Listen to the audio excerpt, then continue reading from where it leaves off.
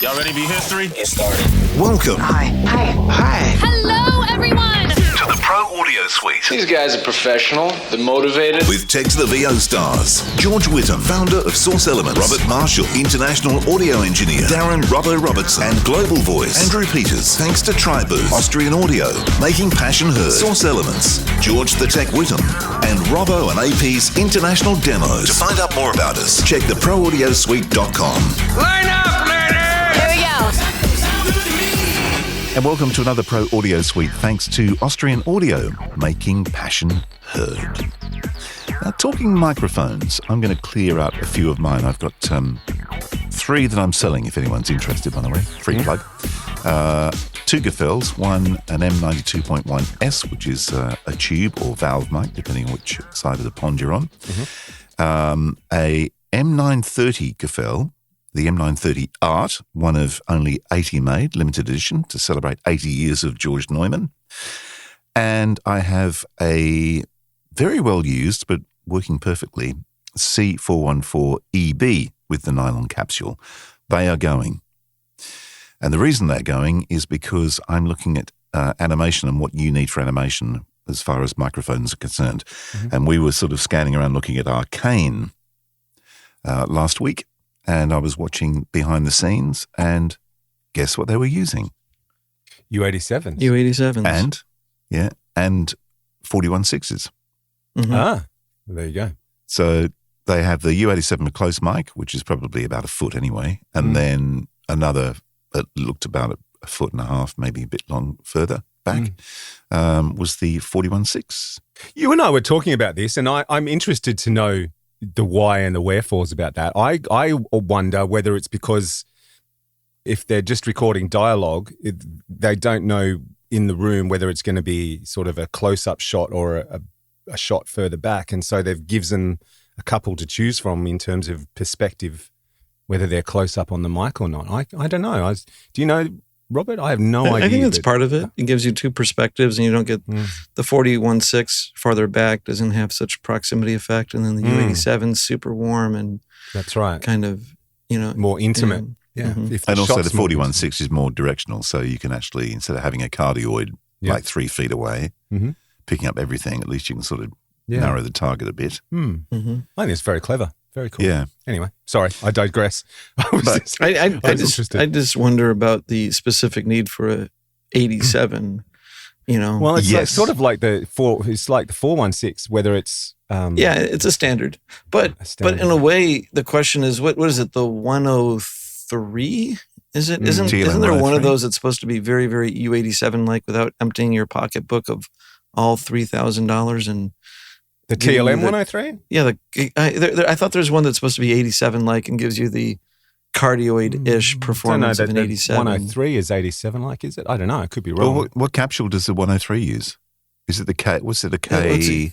K87 is the 87 capsule, but that's a dual-sided, multi-pattern capsule. So with the TLM 103, obviously it won't be a dual capsule. Well, the other problem is that TLM is transformerless. What about the U89? What's the difference between that and the U87? It's a better 87, smaller, quieter. It was the successor to the 87, basically, but didn't catch on quite as well as the 87 did. It's like 87's just got that cachet, But that's the thing. Do you reckon the 87 thing, the whole thing about 87s is just it became a cliche? Because I was telling Andrew, I recorded a guy a couple of weeks ago on an agency job. It was a remote job, but he told me he was on a U87.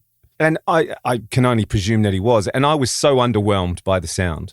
I agree. I think probably because he's got probably because he's got a great mic in a shit room.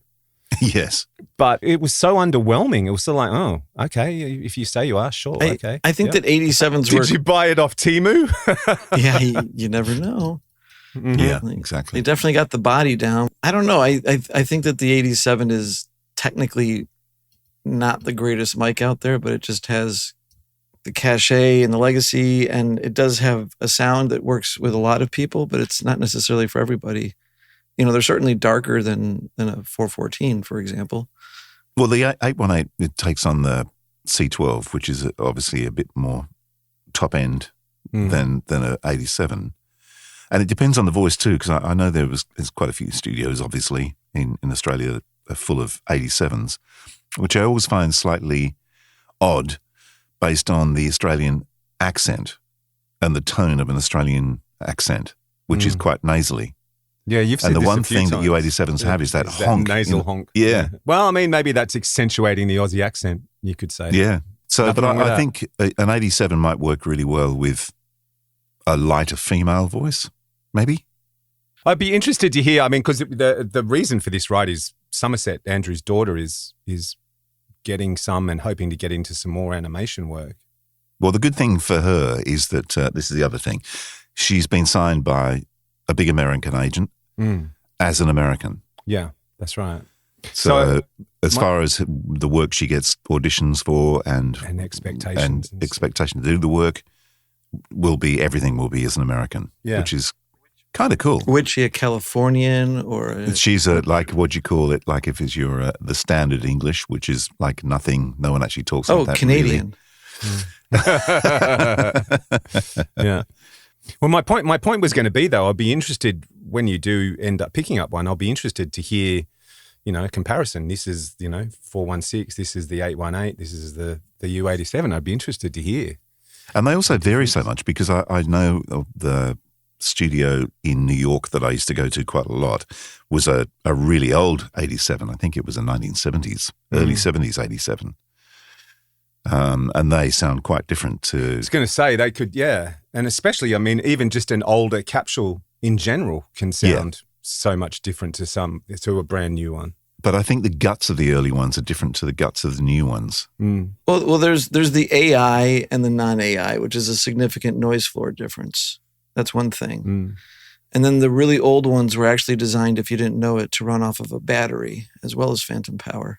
Oh, really? Oh, really? I didn't know that. No. Yeah, if you open up the inside of an old 87, there's a socket there to put a battery. Ah. I think actually it might even be a 9-volt battery, but I'm not sure. Right. Never actually put one in. But I'm pretty sure an 87 is a transformer microphone. Used to have a thing that could be battery or not battery powered. But funny enough, from what I'm reading, and I guess the 103 is supposedly the sort of Neumann's intention of being a poor man's cardioid 87.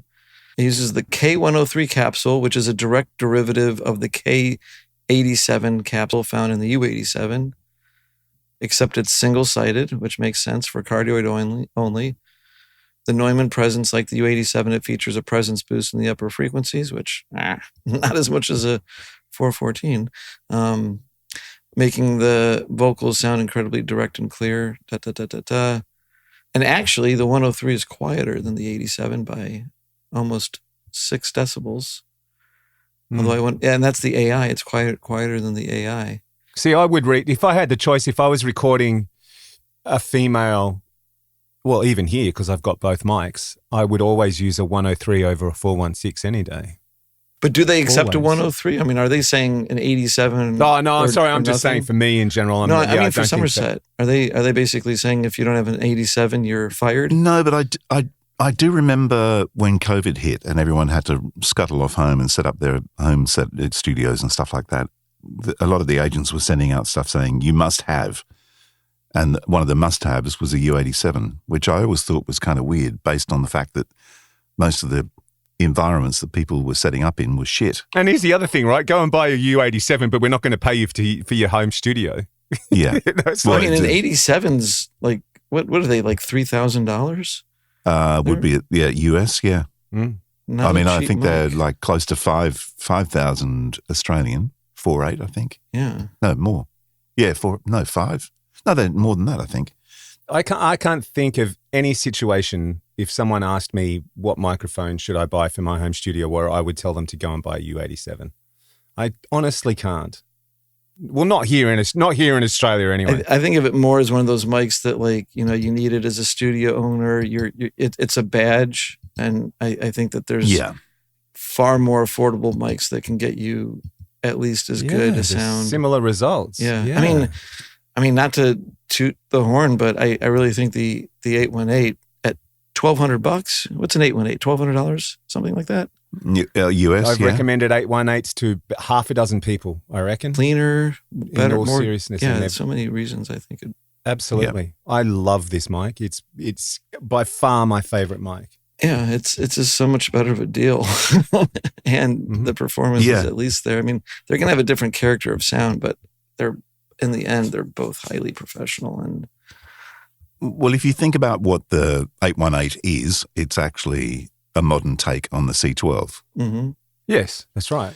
So, and they've done, I mean, the R&D they were doing at AKG before it disappeared, and then Austrian Audio took over the factory and the R&D and the people. That was years and years and years worth of testing C12s and trying to find the perfect spot where all those mics sat. And that's when they built the capsule, which is called the CKR12. So to go back on one thing, apparently the TLM 193 is also a close to the supposedly close to the 87 or the U87. Yeah, and maybe not as hyped. It's actually more like the 89, maybe. But the 89 and the 87 were like the 89 was kind of a replacement for the 87. I nearly scored one of those ones. Those are good. 89, they're smaller too. The 87's a big microphone. They're huge, aren't they? Yeah. You see them with the counterbalance weights and hanging up in the studios and stuff. That's how heavy they must be. Yeah. Oh, you get there in the morning and things lying on the floor. Oh, no. Yeah, right. Yeah, with the head basket 6 feet away. Yeah, exactly. Lovely.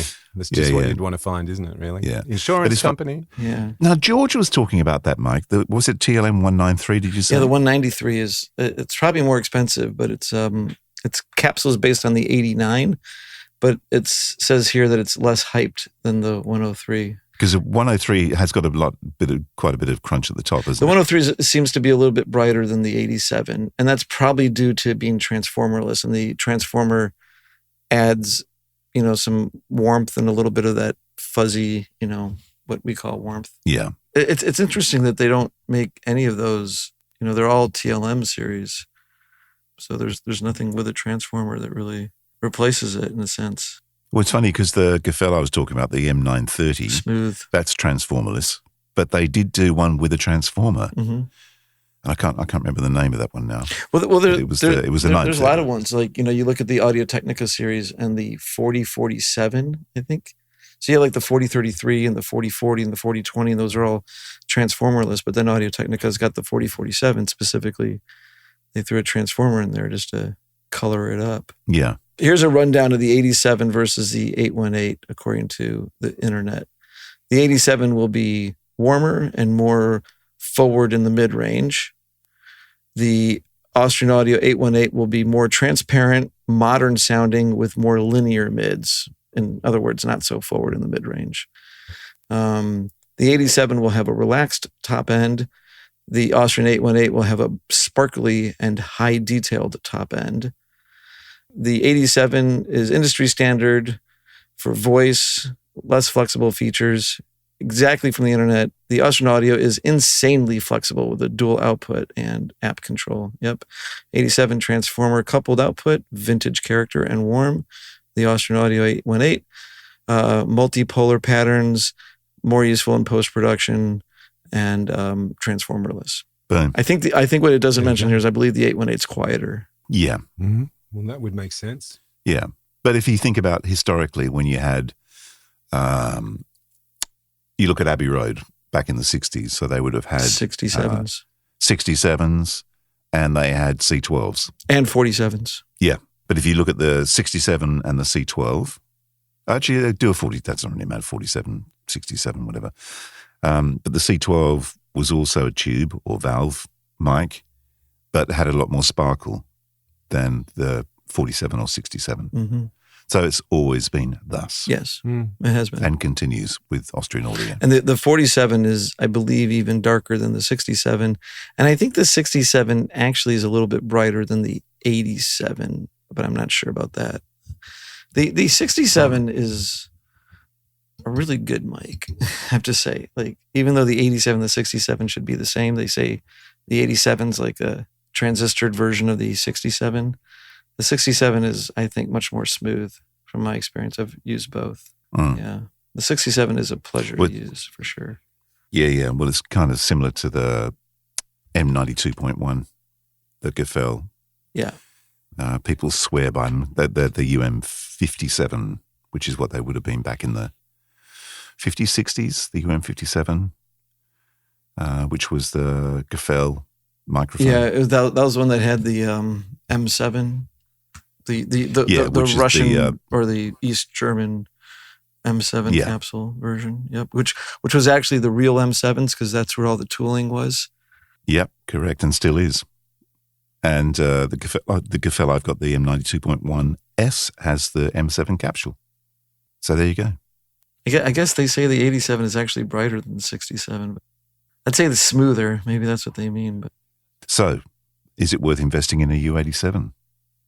I think it's hard to. Correct. Yeah, there's some. I don't know. I get why you sort of feel you need to sort of go that way.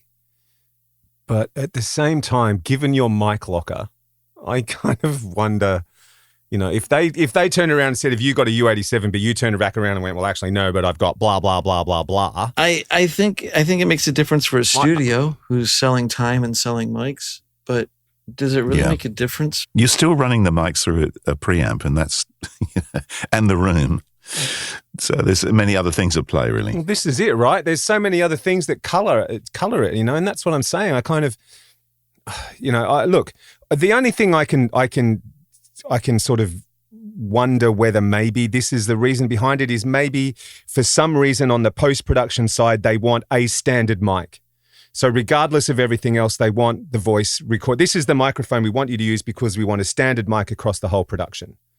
Yep. And that can be the only thing that I can think of that could be a possible reason. It's for repeatability. Yeah, sure. Right? Like one thing that is true is like if you go from one studio to the next and everyone's got an 87 and someone's here or there and you can get someone back in front of an 87 and supposedly there's some consistency there. It's going to travel like a 416.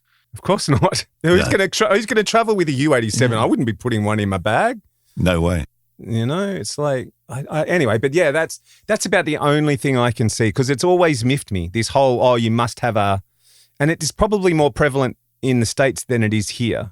I don't see it. Yeah, definitely. Don't see it here at all. What, the 87 you don't see? You must have if you want this job, you must have a blah mic or, blah, blah, blah. I don't see that. I've never seen anybody suggested microphones and it's like a badge of whatever, your level of achievement that you can afford. But I've never seen anybody not get a gig because they don't have an 87. That's I think if the studio wants you, they're going to want you. If the studio listens to Somerset's demo or listens to Somerset's audition and goes, you know what, she's perfect for the job, I don't think that any producer in their right mind is going to turn around and go, well, listen, you can't have the gig because you haven't got a U87. And then Somerset can be like, pay me up front and I'll get it. And if it came down to that, I'm sure Andrew would be out the door and up to the local Neumann store in a flash going, give me the first U87 off the shelf, please and thank you. I mean, the really funny thing is, honestly, if it was like, hey, we like you on an 87 or here's this wonderful tube Gefell. Yes. They should actually pick the Gefell probably. Exactly. Yeah. Well, if they heard it, they would for sure. That's right. Absolutely. Yeah. They'd be mad if they didn't. Yeah. Anyway. The trouble is, of course, if you ran up to the store to buy one, you wouldn't be able to get one because there's no stock in Australia of U87s. There's no 87 stock? No, gone. So it's like, it is the most expensive yet sold out. Isn't that crazy? Yeah. Because of the legend in inverted commas, which I don't get. I don't get the legend thing. I really don't. I'd pick 1,000 mics before I picked a U87 for voiceover. I'll be honest. I don't mind it on voiceover. I just don't think it makes it's the voice. It's the room. It's the same as any other mic, right? Yeah. It's not some magic wand that you wave and everything everything you record sounds perfect. It's just the smaller the factor. The performer is first. The room that you're in is second. The mic and the preamp are third, and I'm not sure which. The U87 is just another tool in the shed. It really is. Yeah. Well, I think the order is performance, room, mic, and then preamp. You can say mic, preamp. Well, I mean, preamp probably more so because you're not going to go out and buy a new preamp. So you want a mic that's going to sort of match your preamp, right? Yeah. Yeah, I So think the preamp mic before probably mic, makes. I would have thought. Yeah, if you like, here's the problem: if you throw garbage on either end of that, you're gonna have garbage. So it's like, how low do you want to go? That's But right. a fairly transparent preamp should technically act like it's not there, and a pretty decent mic should be fairly flat. But I would say that the mic has more of a chance of coloring things than a preamp in general. Plug your U87 into a Scarlett then. People do it all the time. That's I know, the funniest but- thing. It's like, here's my $3,000 mic and my $100 interface. Right. But Yeah. that's right. Exactly. So why? I don't get that either. You know, it's Yeah. like, here's my $50 million Bentley and I'm going to go down to Joe's local garage and get it serviced. It's like, I don't You can get some understand. crappy tires on it. Yeah. That's right. Yeah. Exactly. Yeah. Some Kmart tires on my Bentley. But the reality is that you'll still get to where you're going in the Bentley, and the Scarlett's going to power up and make that 87 run perfectly fine. And would it sound a little bit better on a better preamp, like a Grace or something? Probably. But Yes. just like the 87 has this diminishing returns compared to some other mic, like, if 70% of it is the performer and 20% of it is the room. Mhm. The last, whatever, I've not done my math. 10%. 10%. Yeah, is the preamp and the mic in whatever division of those two you want. And don't forget the converter, by the way. Yeah. Yeah. That is the last and least difference in this whole Well, and let's chain. not forget the engineer on the other end of it too. You know, what he Yeah, does with true. it can fuck it up too. Yeah. Let's be honest. Or save it. Or save it, one or the other. Yeah. Right. Because in the end, it's all going to be thrown through some stupid plug-in, EQ'd and warped some more. It's always funny, isn't it, when people go, oh, the room's a bit a bit of reverb in the room. Can you sort that out? And then get the file and then add reverb to it to give it some excitement. Yes. But it's a little more controlled. Yeah, exactly. Mhm. But And who adds reverb to voiceover? I mean, yeah. Well, I think those days are sort of gone, aren't they? yeah, Did they ever add reverb to voiceover? I used to in Radioland for a little while. Not massive amounts. Really? Yeah. just to excite it. Yeah, Just to excite it, give it a bit of presence. Or not presence, but you know what I mean. Give it a bit of shape. yeah. Put it somewhere in the mix. So yeah, back in radio days, we were dialing in some reverb on the old Rev 7. So yeah, The Yamaha. there you go. I was always like, it's like the voice of God. It's funny because, like, is the voice of God like this big reverberant thing, or is it like super direct, so it's inside your head? I think it's super direct and inside your head. Yeah. Steve Britton, who we used at Triple M, we never really put reverb on him. It was more of a delay. It was more of like a slap delay or something on Steve, on that voice of God type of thing, or someone like Andrew. You wouldn't use reverb on that. But if it was like a female voice on a radio commercial or something, you'd put a little bit of, I don't know, what would you put on it? Maybe like a plate, like a short plate or something like that. Yeah, I only ever put effects on for commercials. I mean, for music, of course, but for commercials, it was always just dry and direct, and unless you're going for a story element, Mm. Oh, it would only be subtle. You certainly, you'd have to really sort of study the mix to hear it.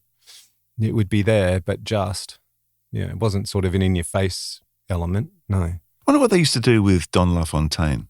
We should ask George. George would know, yeah. We just had someone go through tech support, and we had to help him get Source Connect in line with his processing. And emails that went through is, usually the engineers don't want processing on your voice. Are you sure you want to do this? And the guy says, I forget what he said, I'm a 30-year veteran. And while I agree with you in general, I find that most engineers these days do not do to my voice what I know I can do better than them. Right. I don't like the way they make Okay. me sound. You know- I need to. You know my production better than me, Right, do you? like- Okay, very good. You're like, Yep. okay. Well, you won't mind if I book someone else then. Thank you very much. I'm a 30-year veteran engineer. You're fired. You're like, okay, we'll help you process your voice. Yeah, and if you want to sell that U87 you use, I know somebody might want to buy it. That's right. Bye-bye. Well, that was fun. Is it over? The Pro Audio Suite, with thanks to Tribooth and Austrian Audio. Recorded using Source Connect. Edited by Andrew Peters and mixed by Robbo. Got your own audio issues? justaskrobbo.com. With tech support from George the Tech Whittam. Don't forget to subscribe to the show and join in the conversation on our Facebook group. To leave a comment, suggest a topic, or just say g'day, drop us a note at our website, proaudiosuite.com.